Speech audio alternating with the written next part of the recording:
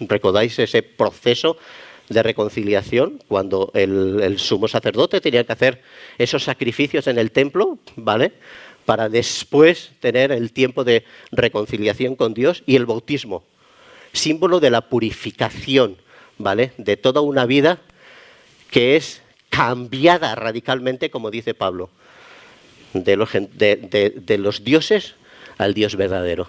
Y ellos tenían que bautizarse. Y los judíos estaban familiarizados con las abluciones rituales. ¿Recordáis que en Jueces se nos habla mucho de qué manera tenían que lavarse ellos? Pero, hombre, de tener estos ritos de lavamiento a tener el bautismo, hay mucha la diferencia.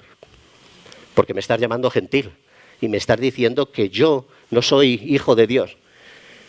Y lo que Juan le estaba diciendo es que no somos hijos de Dios por sangre, por herencia. Somos hijos de Dios por fe. Y tenéis que arrepentiros para poder ser hijos de Dios. Dios viene, se hace hombre. El Mesías viene conforme el propósito del Dios Todopoderoso. Pero hay un proceso. Hay un proceso en el cual el ser humano tiene que identificarse, tiene que aceptar, y tiene que haber ese proceso de arrepentimiento y de identificación con el sacrificio de Cristo. Porque no somos creyentes por herencia, no somos creyentes porque hemos nacido en una familia de creyentes, no somos creyentes porque nos llamamos evangélicos, somos creyentes porque creemos en Cristo Jesús. Porque creemos que Dios ha perdonado nuestros pecados a través de la obra de Cristo. Somos creyentes por fe, en base al sacrificio de Cristo. Y ese es el mensaje que Juan está dando. Y ese es el mensaje, está presentando a ese Mesías, ¿no? Y ese Mesías que viene. Y aquí Marcos nos presenta el primer paso que el Mesías da. Y lo vemos desde el versículo 9 al versículo 13, ¿no? Presenta de qué manera hay una obediencia en ese Mesías. Pero no es Dios hecho hombre. No vemos a lo largo de la palabra que no tiene pecado. ¿Cómo tiene que identificarse? ¿Cómo tiene que bautizarse? ¿Cómo tiene que arrepentirse? ¿No?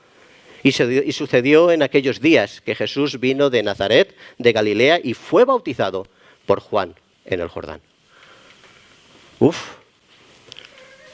Pero era necesario que el Mesías, el comienzo del ministerio del Mesías, empezara por la obediencia. Primero por la identificación con el pecador, porque lo que Cristo vino a hacer es a cargar la culpa, el pecado que cada uno de nosotros teníamos. Por lo tanto, tenía que identificarse con nosotros. En segundo lugar, es un momento de decir, sí, como hombre estoy dispuesto a seguir adelante. Sí, he venido para ir a la cruz y estoy dispuesto a llegar a la meta. Aquí es un momento crucial en el cual Jesús dice sí. No solo se identifica con el pecado, sino que es consciente de hacia dónde va a ir y está dispuesto a hacerlo. Y el camino no es fácil, porque nosotros vemos toda la historia desde el acontecimiento pasado, ¿verdad? Y decimos, ¡oh, qué maravilla! Eso es cuando... ¿No habéis estado tentados alguna vez cuando estáis en tensión con una película, decir, voy a ver el final, cómo termina? Es que no lo soporto, no aguanto a ver cómo acaba esto. Voy a terminar la película primero por el principio y luego ya me relajo. ¿No lo habéis hecho nunca? Yo sí, yo lo he hecho alguna vez. Pues nosotros lo tenemos con la vida de Jesús. ¡Fua! Victoria, maravilloso, fue a la cruz. Perdón de pecados, amén, gloria a Dios, aleluya. Pero pensar desde el principio de la película, toda su vida y cómo fue camino a la cruz. Pues muy duro. No sé si alguno de nosotros hubiéramos llegado a esa meta. Yo no. Y menos por una persona como yo. No hubiera llegado a la meta, pero ahí estaba dispuesto. Y fue el momento de aprobación. Y es maravilloso como, fijaos en el versículo 11, y vino una voz de los cielos que decía: tú eres mi Hijo amado, en ti me he complacido. Tú eres mi Hijo amado, en ti me he complacido. Y es curioso porque en el Evangelio de Mateo 3:17 parece que esta voz se le está diciendo a la multitud: ¡hey! Este es el Mesías, que todos lo sepan. Pero Marcos nos muestra que es el Padre quien se lo está diciendo al Hijo. De tal manera que vemos cómo el Dios Trino está en todo ese proceso de la redención. El Padre, el Hijo y el Espíritu Santo, que viene en forma de paloma. En forma que no era una paloma, ¿vale? No penséis que las palomas son el Espíritu Santo, cuidado.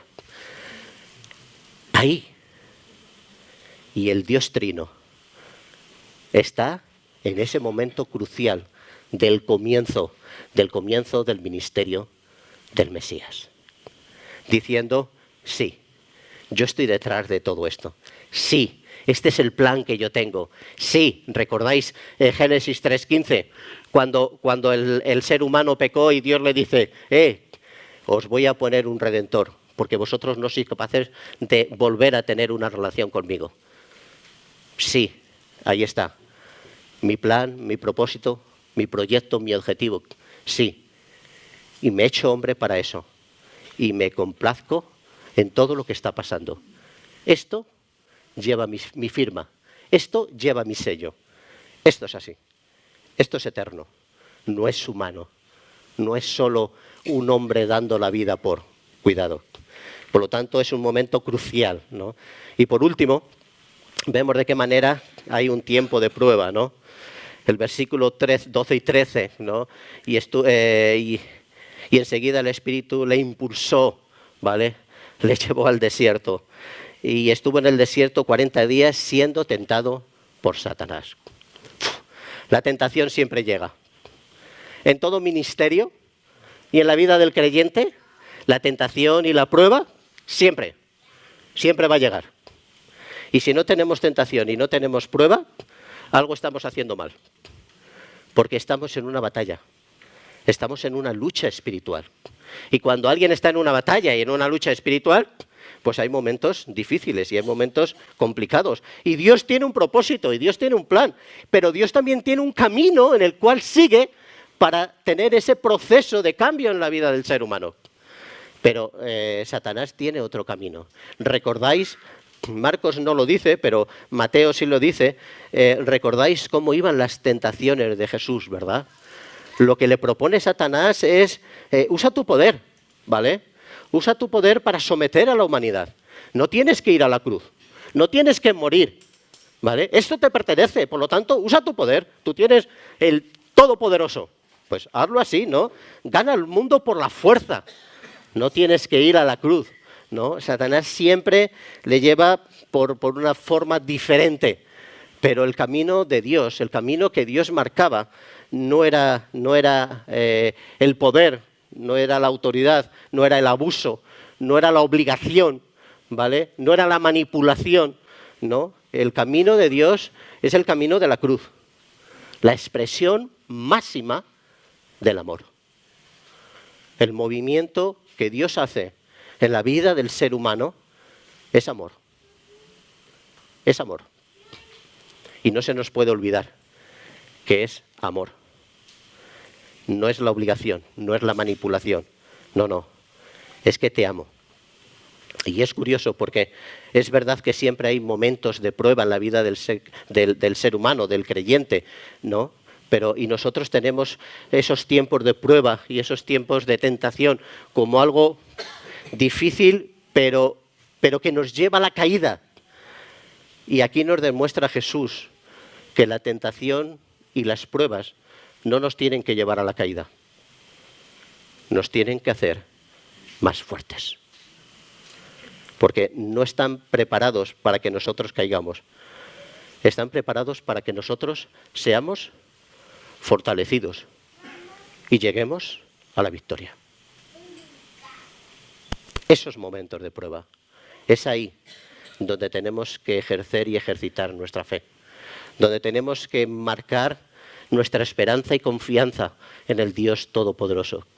Fijaos que Dios no solo controla este espacio pequeñito que nosotros vivimos, este momento en el cual parece que se nos cae el mundo encima y que no vamos a salir, este momento de prueba o de situación difícil que parece que nos agobiamos y que nadie nos entiende, y que nadie sabe cómo me encuentro y que nadie me puede ayudar.